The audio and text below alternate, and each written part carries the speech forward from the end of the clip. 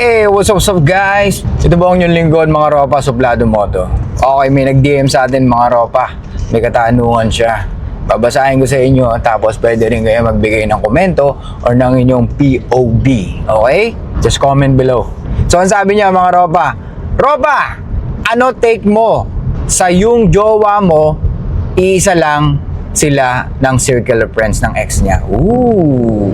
So, there's a chance talaga na magkikita sila. Any advice po? Okay, ito sa mga ropa ko na pag sinabing relationship, ibig sabihin, bilang lalaki, you need to protect your relationship. Okay? So, wag ka magtaka kung bakit umaarte ka ng ganito or yung parang hindi mo kinokontrol na wag niya i-meet yung friends niya. So, instinct ng lalaki na you need to protect your relationship.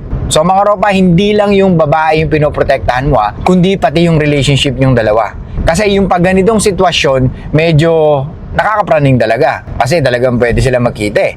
Diba? So, ganito na lang, ropa. Hindi mo na kwento sa akin kung paano yung setup yung dalawa, kung paano mo siya nakilala, at ilang months mo siya diniskartihan, and sino yung unang umamin sa inyong dalawa. And I totally understand, you just want to be territorial, you just want to protect your relationship, and of course, alam ko na you are looking for longevity. Diba? You're trying to protect her as well. Kumbaga, you're not only protecting the relationship. Siyempre, mga babae may desisyon na akala nila tama or akala nila okay lang eh. Diba? Na tayo lang ang tanging nakakakita nun kasi we think critically and also logically. Hindi natin pinapairal yung nararamdaman natin dito. Kumbaga, we were just trying to protect. I think nasabi ko na to sa mga ibang content natin. Pagdating sa relationship, gagawin natin ang lahat, maprotektahan lang natin yon, pati yung babaeng gusto natin or mahal natin. Pero pag nakikita natin na talagang wala ng pag-asa to protect her or even the relationship, kung sinabotahin niya na lahat, yung relationship, pati yung leadership mo or yung mga bagay na binibigay mo, walang halaga sa kanya, so it's time to protect yourself. So yung ginawa ni Derek Ramsey, I think he just want to protect himself. That's why nagalit siya. That's why nagdagan na siya, nilabas niya na yung sama ng loob niya. Kasi pag hindi niya nilabas yung sama ng loob niya kay Ellen, na matagal niya nang kinikimkim for a very long time, then ano yung pwedeng mangyari? Pwedeng ikasira ng ulo niya. Or laging pwede siya magka-trauma bilang lalaki na parang magkakaroon siya ng resentment sa bawat kababaihan. Pag may nakilala siya na similar na ugali ni Ellen, pwedeng iisa yung tingin niya. So, like I said mga ropa, we are here to protect our relationship. So as a man, we are territorial by nature. So mga ropa, ito yung dapat yung paintindi sa girlfriend nyo. So sa tanong mo ropa, na we are very territorial in a way na kailangan natin protektahan yung relationship natin, pati yung desisyon ng girlfriend natin. Kasi hindi pwede na hayaan mo lang siya makipagkita sa circle friends niya nang wala lang. Natatanggapin mo na lang na pag sinabi nila, huwag ka nga controlling. O syempre, ikaw naman, nga, ano ba, controlling ako masyado? Or ayokong pakita sa kanya na nagsiselos ako? Or ayokong pakita sa kanya na masyado ko siyang dinidigtahan? Tanga ka ba? Ikaw ang leader ng relationship at ikaw ang nakakaalam kung ano yung mas makakabuti sa relationship nyo. Gets? Ngayon, kung hindi mo alam yun, puta, mag-isip-isip ka. Maybe it's not time to be in a relationship. Kasi hindi mo alam kung paano protektahan yung relationship nyo eh. Kasi ganyan ka mag-isip eh. Iniisip mo na baka isipin nila masyado akong controlling, masyado akong toxic. Tanga, hindi ka toxic yun. You just want to protect her and the relationship. And it's fucking normal because we are territorial by nature. Kaya dapat ito yung pinapaintindi natin sa girlfriend natin. Kasi hindi pwedeng tatanggapin mo lang yung sinasabi nila eh. Di ba? Ano yung para hindi ako maging toxic sa paningin mo, kailangan mag-agree ako sa'yo? No way, man. I won't fucking agree. Bakit? Sila ba yung nakikisama sa girlfriend mo? Di ba? Tsaka kadalasan, kaya lang naman nila sinasabing toxic ka because they want to get something. Para sumunod ka. Ano tawag doon? Manipulation. Napaka-toxic naman ng boyfriend mo. Eh, matagal mo naman kami kakilala na, tsaka hindi mo ba nasabi na isa lang tayo ng circle of friends? O, natural, ex mo na naman yun eh. Dapat di na siya nagsiselos. What the fuck? Hindi siya nagsiselos ka. You just want to protect her and the relationship. Ano selos-selos? Kasi mga ropa talaga magbibigay ka ng oras, di ba? Bibigay mo yung oras mo, bibigay mo, kumbaga mag-e-effort ka sa relationship nyo, tapos ganun lang. It's easy for her, di ba? To do that, na okay lang, makipag-meet ako sa mga friends ko, kahit nando ex ko. No fucking way, man! Ganito lang, ropa. Kung may respeto siya sa relationship nyo at alam niya yung dapat niyang ilugar, I mean, alam niya kung saan niya ilulugar yung sarili niya, hindi siya pupunta o hindi siya makipagkita sa mga circle of friends nyo na nandun yung ex niya, hanggat maaari, di ba? Kung alam niya yun, di ba? Pero kung hindi niya alam, dapat mo sabihin sa kanya yun.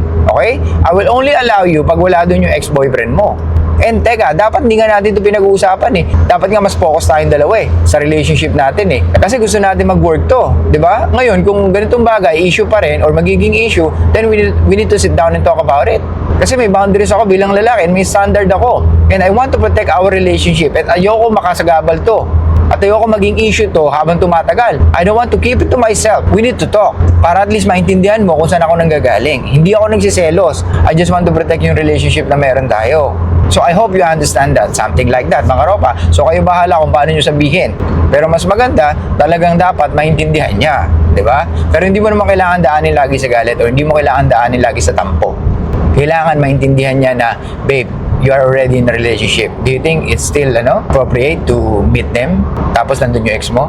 Are you considering my feelings or our relationship? How would you feel kung meron akong circle of friends tapos nandun yung ex ko? Tapos attend ako ng, let's say, party.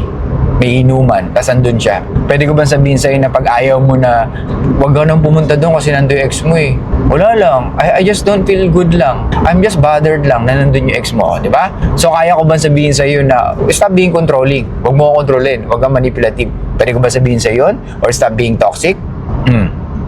Matatanggap mo bang sabihin ko sa'yo na wag kang controlling, wag kang praning? Diba? So I hope you understand that, babe. And we are adult here, diba? So I hope alam na natin yung ginagalawan natin dalawa. I'm just here to protect you in our relationship. Nandito ako para i-lead yung relationship natin dalawa na mas maging na mas maging fruitful pa. Wala akong ibang intention. Hindi kita pinaiiwas sa kanila. So normal yun mga ropa na ma-feel bothered ka na yung girlfriend mo, iisa yung circle of friends, tapos pag nalaman mo na meron silang get together, o pwedeng ma-bother ka. And it's normal. Why? Kasi you want to protect the relationship and you want to protect her. Instinct natin mga lalaki yun. Instinct natin ng mga lalaki na magprotekta. Kaya nga hanggat maaari, hindi natin sinasabi sa kanila. Kaya nga ang babae dapat talaga malapit sa kuya niya or sa tatay niya. Para at least alam niya kung paano mag-deal sa mga lalaki na talagang mapagsamantala. Maliwanag ba mga ropa? Kasi pag talagang pinairal ng babae ang kanilang nararamdaman, pwede makagawa sila ng desisyon at sa uli, kanilang pagsisihan. Gets? So, anong takeaway natin dito mga ropa? Dapat, una pa lang, napag-usapan nyo na yan. Dapat, una pa lang, alam mo na yan. And dapat, kinilala mo siyang maigi or mabuti. Kasi tandaan mo, lahat ng gagawin niya, lahat ng desisyon niya, magre-reflect sa'yo at sa relationship mo at kung paano ka bilang lalaki at kung paano ka mag-lead ng relationship. Okay? So, yun lang guys. Thank you so much. I'll see you guys next time. Show love, peace out, and be packing mysterious mga ropa. Buti, araw na. Pero sana mamayang gabi wag umulan. Pwede tayo mag-long rides mga ropa. Tagal na rin natin hindi nakapag-long ride. Yun yung gusto kong magawa natin bago magtapos ang taon. Sa mga nagtatanong kung ano yung gamit kong camera, kung anong gamit kong mic, nandiyan na yan sa product. Pero pwede ko na maipakita sa inyo once na bumiyahe na tayo.